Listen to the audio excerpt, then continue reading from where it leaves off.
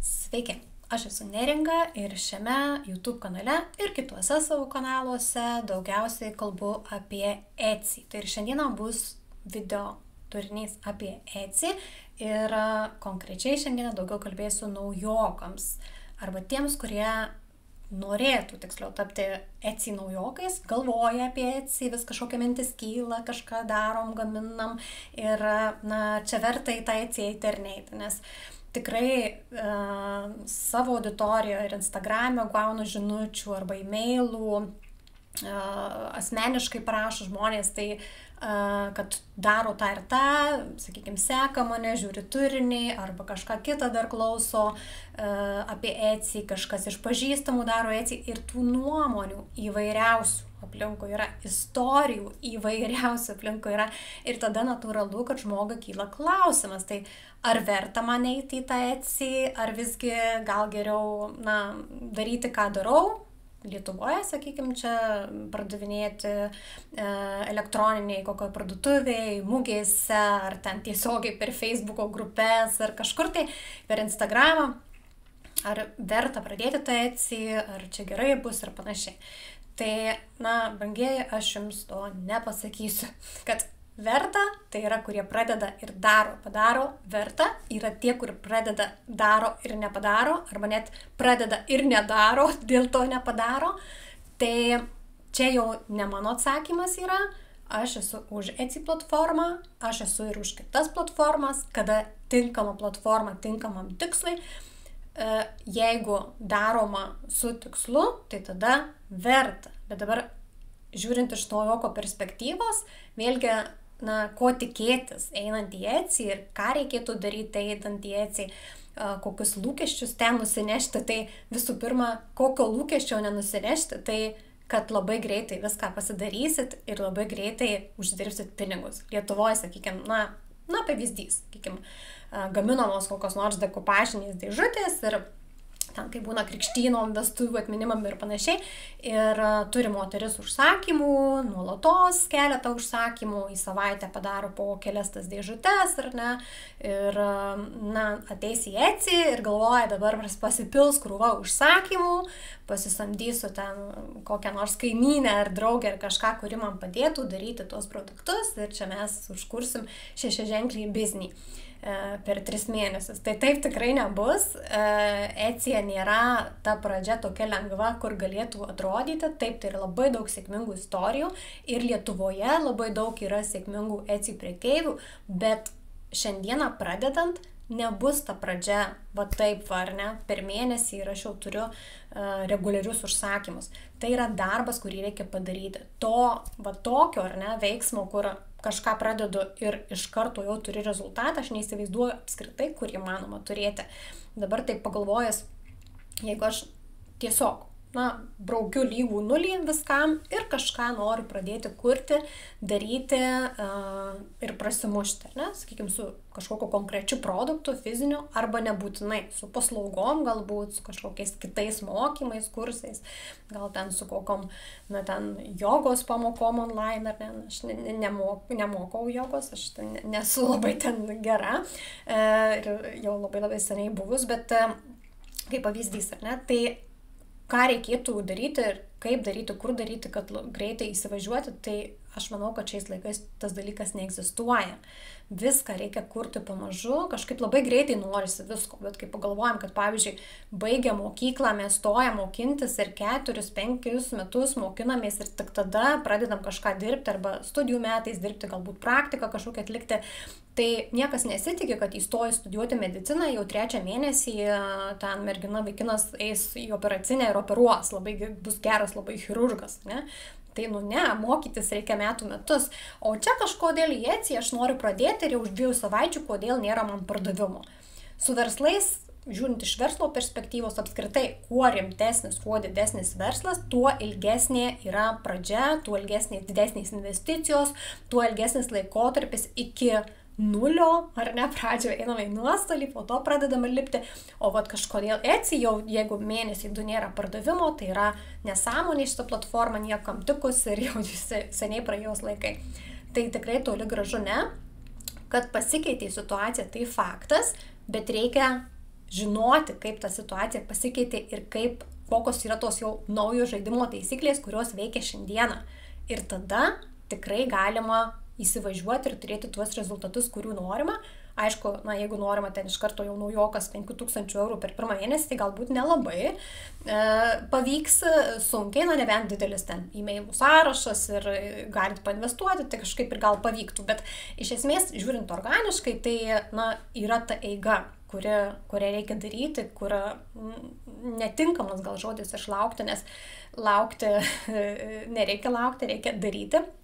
Tai ką reikėtų dabar naujokams nusiteikti, grįžtu dabar į tuos punktukus, kurių nesu pasirašusi, bet tiesiog labai natūraliai noriu papasakoti. Tai visų pirma, žinoti jau su kokiu produktu einama. Tai einant į Etsy tikrai nepavyks greitai padaryti rezultatų. Tas greitai turiu manį jau per tą mano suvokiamą greitai laiką organiškai.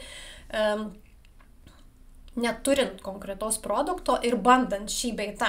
Tai bus ilga kelionė per kopas, tai bus daug bandymų, mėtymų, kažką gal nupirks, gal ne, vėl keisit ar ne. Tai yra kelias ir pažįstu tokių žmonių, kurie keitė kelis kartus produktą, jau būdami Etsy, kol jį pagaliau atrado tą produktą, su kuriuo nori dirbti ir toliau jau vysto strategiškai. Bet iš esmės, jeigu norima, tikrai tą teisingą pradžią turėti, reikėtų jau turėti produktą, su kuriuo norit eiti ir turėti tiksliau ne vieną produktą, bet asortimentą jo tam tikrai kategorijai žmonių, klientų, tam tikroje nišoje. Ne ten, sakykime, knygos kažkoks ten užvalkalas, tada kūdikiui kokia nors pledukas, tada ten vaza, tada galbūt koks skaitmeninis produktas, ten kokia nors atmintinė. Ne. Tai turi būti tam tikra niša, tam tikrai kategorija. Netgi, pavyzdžiui, jeigu yra niša galbūt daržas, ar ne? Tai kas konkrečiai? Ne viskas, kad ten ir knygos, ir atributika, ir įrankiai, ir sėklos, ir dar kažkas, tai ne, konkrečiai kas tiem daržininkam. Ne? Galbūt apranga, galbūt ten sodinukai, sėklos ir panašiai. Ir galima tokiais dalykais prekiauti. Aišku, gal yra specifinių kažkokių tai rūšių, kurių negalima importuoti, bet iš esmės galima daug kuo Etsy prekiauti. Tai galbūt kažkokia tai daržas ir tai yra tutorialai, kažkokios atmintinės, čeklistai, ar ne, kaip skaitmeniniai produktai. Tam tikra niša nišoje dar netgi, taip pasakykim. Ir einant į Etsy, pradžioje ar ne, reikėtų turėti bent 14 numačius tų produktų, jau pasiruošus, kuriuos būtų galima kelti. Ne pačią pirmą dieną, bet pamažu atsidarius parduotuvę ir toliau plėsti tą asortimentą. Nes turint 1-2 produktus, buvę tokių atvejų, kai mane kreipėsi, aš turiu produktą, ten kažkokia tai ir knyga išleista ir kas, ir aš norėčiau Etsy pradavinėti. Jeigu ta knyga yra viena knyga, labai sunku bus. Ta prasme, Etsy taip nereitinguoja konkretos vieno produkto. Reikia ten būti, tai yra marketplaces. Ten reikia grumtis, ar ne, būti matomam, listingus kelti. Tai yra tam tikras žaidimas. Aišku, viską galima susidėlioti, tai turiu aš savo kursuose lenteles padarius, kur gali studentas, žmogus, kuris daro Etsy, susidėlioti savo darbus ir aš visada rekomenduoju susidėlioti į priekį, ką kada darys. Tai žinoti, ar ne? Tada atsidarom parduotuvę ir pirmas dalykas, ką atsidarius parduotuvę reikia daryti. Ne pradėti iš karto kelti visus listingus, ir tada jau laukti pardavimų, neringa, kodėl nėra pardavimų. Bet reikia tą parduotuvę susitvarkyti. Ir yra daug vietų, ką reikia susitvarkyti ir ką aš dažnai matau, kai žmonės būna į mane kreipiasi, tie, kurie savarankiškai būna pasidarę parduotuvės ir sako, aš 3 mėnesius susikūriau, niekas nejuda, gal galit žvilgtelt. Galiu trumpai užmesti akį, bet man iš tikrųjų užtenka dažniausiai pusės minutės žvilgtelti ir pasakyti, kad niekas ir nesieis, nes parduotuvė atidaryta kaip ir faktiškai, bet jinai visiškai nesutvarkyta. Tas pats kaip išsinuomoti kažkokias patalpas, sumesti ten prekes ir kažkur kampe sėdėti, tai žmogus, kad pirktų ar ne. iš tokios parduotuvės niekas nepirks. Reikia Etsy parduotuvėje susitvarkyti vizualiai, sudėlioti dalykus, kas kur turi būti, istorija turi būti aprašyta, nustatymai, privatumo politikos, dažniausiai užduodami klausimai, logotipas, nuotraukytė, announcementas, ar ne, turi būti dalykai padaryti tie, kurie turi būti padaryti. Bet labai dažnai, kas darosi savarankiškai, jie nežino, kad ten kažkur kažką galima įdėti ir reikia įdėti. Tai mano patarimas šito vietoje yra tiesiog pereiti per visus skyriukus Etsyje, viską išlandžioti. Ir jeigu yra kažkur kažką pasidaryti, ten ir reikia padaryti. Tai va, o kursuose yra visko sudėliota labai detaliai pas mane. Taip, ką toliau, ar ne, susitvarkom visą parduotuvę ir keliam listingus. Aišku, bet darant parduotuvę reikės įkelti vieną listingą, bet toliau keliam listingus. Listingas turi būti išsamus, kiek įmanoma daugiau nuotraukų, video produkto, geros kokybės nuotraukos, turi būti produktas aprodytas iš visų pusių, ar ne, naudojame, kaip jisai gyvens tą gyvenimą, kaip aš sakau. Viskas aišku turi būti apie jį, SEO title vadinamas, ar ne, raktažodžiai pagrindiniai, aprašymas išsamus, detalus, su ne visas ten paragrafas didžiausias, bet skyriukai sudėliota visa informacija, GPSR informacija. Toliau, jeigu yra listingė, kas yra punktukai sužymėti, kur ką parinkti, kas įmanoma, tą viską ir parinkti. Kainodarą susidėliojam, siuntimą susidėliojam, jeigu fizinis produktas. Padirbam prie to listingo, išsidirbam tą listingo vadinamą šabloną, tada bus galima naudoti jau jį kitiem listingą, bet ką aš dažniausiai matau, vėlgi, parduotuvė, kaip minėjau, nieko nėra, banerio nėra, istorijos nėra, nustatymų nėra, announcemento nėra, nieko, sukelta 50 produktų, po vieną arba dvi nuotraukas, video nėra, pavadinime 2-3 žodžiai, kurie netgi kartais net neturi to raktažodžio, o tai yra kažkoks, pavadinimas sugalvotas tam produktui, ten žalia pieva, suknelė žalia pieva, pavyzdžiui. Tai tiesiog suknelė pats vienas raktažodis naujokui, tai yra 0 šitas vietoj. Aišku, tagų nėra, aprašyme, suknelė vasarai žalia pieva, viskas. Nei dydžių, nei ten medžiagos, nieko nėra. Tai ir sako, neperka. Tai, neperka, nes yra iš ko kito pirkti, kas jau daro pardavimus, turi atsiliepimus ir viskas labai aišku ten. O čia, matosi, kad atmestinai padaryta, atmestinai. Ir Etsy tokių produktų net nereitinguoja. Ir jos kaip ir yra, jeigu kažkas konkrečiai paieškotų, jos ir būtų matomos, bet kai kažkas ieško tos suknelės kažkokios, šito listingo net ko gero nerodo, arba ten kokiam nors 15 000 puslapyje galbūt. Tai iš esmės, ką noriu pasakyti, yra labai daug niuansų su Etsy. Juos reikia pamažu, gabaliukas po gabaliuko visus susitvarkyti. Ir naujokui einant į Etsy, vienintelis šansas prasimušti, užsidirbti ir galbūt užauginti didelį verslą, tai yra daryti atsakingai, iš širdies, detaliai, su tikslu. O ne su tuo, kad einu į Etsy, susikursiu, pasižiūrėsiu kaip ten. Pažiūrėsiu kaip ten. Jeigu eisis, tai darysiu, jeigu nesieis, tai nedarys. Taip nieko nebus. Taip. Tai aš manau, kad su tuo einu pažiūrėsiu, kaip ten eisis, tai geriau net laiko nešvaistyti.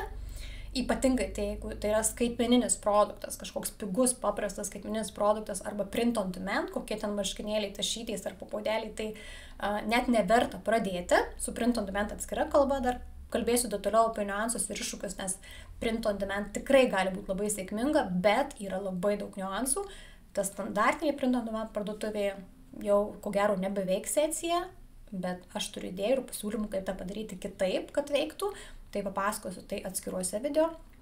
O šiandieną tai tiesiog noriu kažkam sutaupyti laiko arba kaip tik paraginti, kad jeigu esate rimtai nusiteikę ir norite turėti šį pardavimų kanalą visame pasaulyje, tai tiesiog griebkit jautį už žagų ir darykit žingsnis po žingsnio. Jau kilas klausimas, galima man rašyti, galima į Etsy klubą ateiti, ten užduoti klausimus. Galima išsirinkti savo tinkamą kursą, tarp kitko. Aš turiu tą politiką su savimi, kuri su savo visais mokymais ir kursais, kuri yra visiškai neapibrėžta. Galima man bet kada parašyti, paklausti, paprašyti nuolaidos. Man negaila. Aš noriu, kad man kaip čia kažkuri moteris pasakė Facebook'e, kuri manęs nepažįsta, sako, tu nenori padėti, tu nori parduoti savo kursus. Nu, taip, tai yra mano darbas, ar ne? Tai yra mano darbas, kursai, mokymai, konferencijos, lektoriavimai ir mano Etsy parduotuvės. Tai aišku, kad aš noriu parduoti, čia viskas normalu, bet aš noriu su tų kursų pagalba padėti ir žinokit, patikėkit, labai atvirai sakau, nieko nėra malonesnio, kai man parašo žmogus, išklausęs kažkokią ten pamoką ar perėjęs kursą pasidaręs su pardavimais, kad 100 pardavimą pasidarė arba kad pirmasis pardavimas įkrito ir kiek džiaugsmo, man nėra nieko malonesnio ar smagesnio. Nu, yra ten su šeimos susidalykų, bet turiuomenį iš verslo pusės šitos visų darbų, kai aš gaunu žmonių žinutes ir atsiliepimus, kaip jiems tai reikalinga. Tai aš manau, kad čia yra, kad tie kursai yra mokami, tai savaime suprantamas dalykas. Aš negaliu dirbti nemokamai visko, ar ne?